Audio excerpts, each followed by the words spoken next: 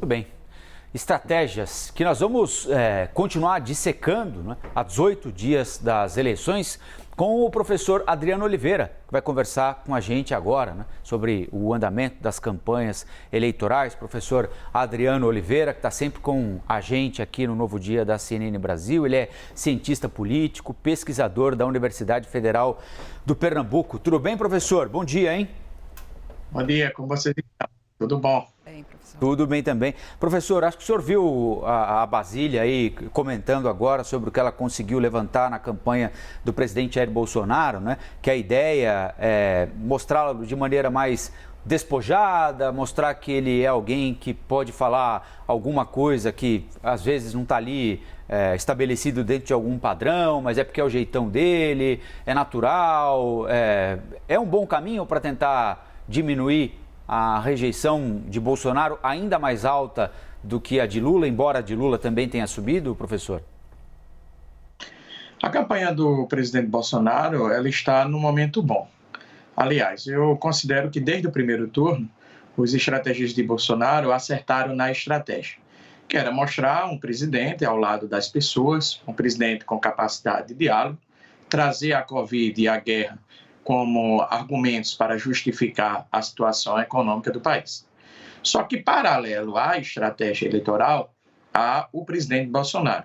E, ao meu ver, o presidente Bolsonaro, quando ele está no mau momento, ele, de repente, ele peca, ou seja, ele erra.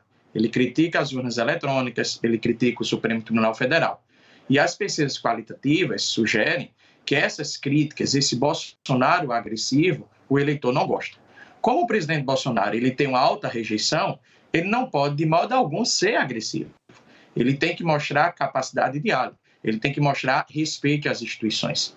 Ao mesmo tempo também, já que ele é um presidente rejeitado, ele tem que ter uma agressividade em relação ao ex-presidente Lula. E daí vem uma questão fundamental que eu insisto em dizer. Esta campanha, esta eleição, ela tem duas vertentes concorrentes. A primeira é a vertente econômica, o aspecto econômico, que favorece o ex-presidente Lula. A segunda é o aspecto moral, que favorece o presidente Bolsonaro.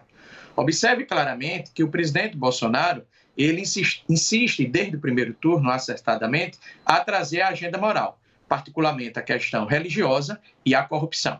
E, consequentemente, as últimas pesquisas desse segundo turno mostraram que o ex-presidente Lula lentamente aumenta a sua rejeição. Então, esse é um ponto importantíssimo. Por quê? Porque o presidente Bolsonaro tem que aumentar a rejeição do ex-presidente Lula, ao mesmo tempo tem que diminuir a sua. E como ele diminui a sua? Atacando e também mostrando respeito às instituições e um jeito mais afável com as pessoas. Pois é, professor, aí me parece o cachorro correndo atrás do rabo, né? E ninguém baixa o tom. Eu queria que o senhor analisasse também, de maneira tão profunda e tão completa, as últimas estratégias da campanha do ex-presidente Lula. Ontem a gente viu lá na cidade de Belford Roxo já uma ideia, uma ideia muito simbólica, inclusive, de tirar o vermelho, adotar o branco, numa sugestão que poderia ter surgido da senadora Simone Tebet, que a campanha resolveu achar que isso diminui um pouquinho, né, o tom tão intenso do combate até de cores que existe no Brasil e o uso da religião também durante essa campanha, porque ambos estão nessa busca, né, pelo eleitorado católico, o eleitorado evangélico, mas o tom das críticas está saindo bastante das quatro linhas, né, para usar essa expressão que tem sido tão difundida aqui. Duas observações. A primeira delas é que petismo é algo, o lulismo é outra questão. Então, o lulismo ele tem uma aprovação no eleitorado brasileiro, assim como ele tem uma rejeição. O lulismo ele é muito mais forte, ele é muito mais denso entre os eleitores do que o petismo. Ao mesmo tempo, a cor vermelha. A cor vermelha, para o PT, representa passado. E, repito, quem diz isso são as pesquisas qualitativas. Representa um passado bom, mas representa um passado que lembra a corrupção e que lembra a Lava Jato. Eu não considero, de modo algum, que as estratégias do PT estejam erradas. O PT tinha que vender inicialmente a memória econômica da era Lula, porque era uma memória positiva, não só no Nordeste, mas em todas as regiões do país.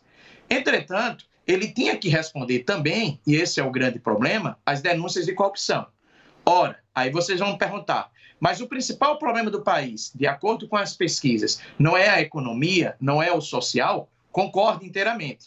Só que aquilo que eu vinha alertando desde o ano passado, a grande estratégia, o grande trunfo do presidente Bolsonaro era a agenda moral. E essa agenda moral concorreria com a agenda econômica. E está concorrendo. Apesar de que, em toda a literatura, quando nós estamos analisando o comportamento do eleitor, a economia sempre predomina como variável principal que explica a decisão do votante. Entretanto, nesta eleição, e também isso já foi observado em 2018, a agenda moral, com o voto religioso e com o voto contrário à corrupção, ela é uma grande estratégia e ela favorece o presidente Jair Bolsonaro.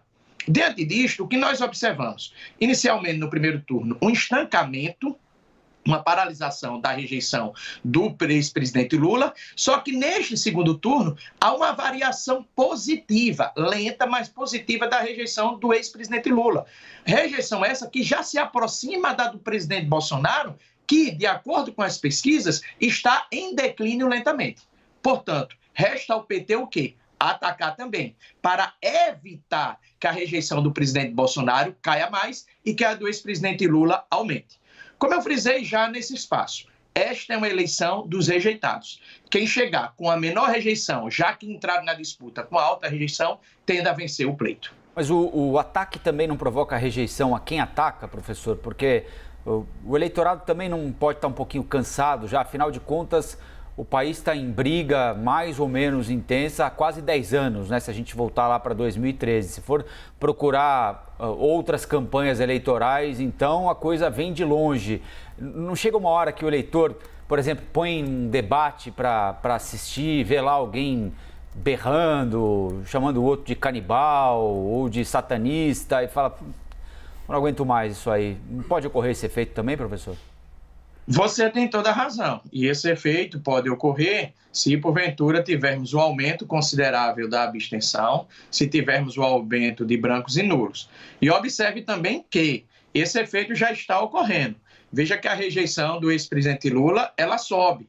Ao mesmo tempo que a do presidente Bolsonaro, ela declina, mas declina pouco. Nós podemos chegar, na última semana da eleição, com um fato inédito. Cada candidato com rejeições semelhantes, com rejeições iguais. Porque isso já sugere que os eleitores, parcela deles, estão reprovando as estratégias de ambos os candidatos. Mas aí o que fazer? Se um ataca e o outro também. Alguém tem que se defender e atacar. Daí a sugestão é que seja implementada uma estratégia híbrida, que você possa atacar, mas também que você possa falar de futuro. E veja uma questão fundamental. São poucas as falas, tanto do presidente Bolsonaro como do ex-presidente Lula, sobre futuro. O ex-presidente Lula falou acertadamente sobre o passado do seu governo. O presidente Bolsonaro tentou, mas não fez isso fortemente, a defender o seu governo, mas ambos estão devendo ao eleitor, que é falar de projetos para o país, que é falar de futuro para segmentos específicos. E nós não estamos encontrando isso no guia eleitoral. Há uma questão que eu gostaria de salientar. Ao meu ver, quem vai decidir essa eleição não é o guia eleitoral. Ao meu ver, quem vai decidir a eleição são os debates. Aquele candidato que mostrar equilíbrio emocional, capacidade de resposta, de falar do futuro no debate e, consequentemente, a posição dele, as manifestações desse candidato forem reverberadas na rede social, ele tende a ter mais chances de vencer o pleito. Pois é, professor, aí no domingo agora a gente tem o primeiro encontro, né? Agora frente a frente, os dois candidatos que resistiram à peneira do primeiro turno. O senhor acredita nesse bom comportamento dos dois, mirando justamente esse eleitor que está cansado, já está de saco cheio de tanta crítica, do tom tão alto? Não é estratégico para o presidente Bolsonaro não retomar o debate sobre corrupção. Ele tem que retomar esse debate de corrupção. É a principal estratégia do presidente Bolsonaro. Até porque, se for comparar economicamente ambos os governos, o ex-presidente Lula ele tem mais habilidade de defender o seu governo do que o presidente Bolsonaro. O ex-presidente Lula tem muito mais habilidade de falar para os eleitores das classes C, D e E do que o presidente Bolsonaro. Então, é necessário o presidente Bolsonaro atacar o ex-presidente Lula. Até porque nós temos que salientar uma questão. O presidente Bolsonaro, ele tinha dado percentual e conseguiu alavancar o seu percentual, chegando a uma margem bem estreita com esse presidente Lula. E ele trouxe o debate da corrupção. Então, não tem por que esse debate da corrupção ser retirado. Por outro lado, o ex-presidente Lula tem que seguir com as suas estratégias de defender o seu governo, de falar, aí tem que falar mais sobre o futuro, mas há um ponto fundamental para mim. O ex-presidente Lula ele precisa saber responder com ênfase, ele precisa responder com altivez. Quando ele é questionado sobre a corrupção, o que eu tenho observado nos debates no primeiro turno é que ele perde um pouco do controle e também não responde com firmeza e nem ataca o adversário. Muito bem, a gente conversou mais uma vez com o professor Adriano Oliveira, cientista político, pesquisador da Universidade Federal de Pernambuco, que gentilmente atendeu ao nosso convite. Professor, muito obrigado, bom dia para o senhor e até a próxima. Um bom dia a todos, até a próxima e disponha.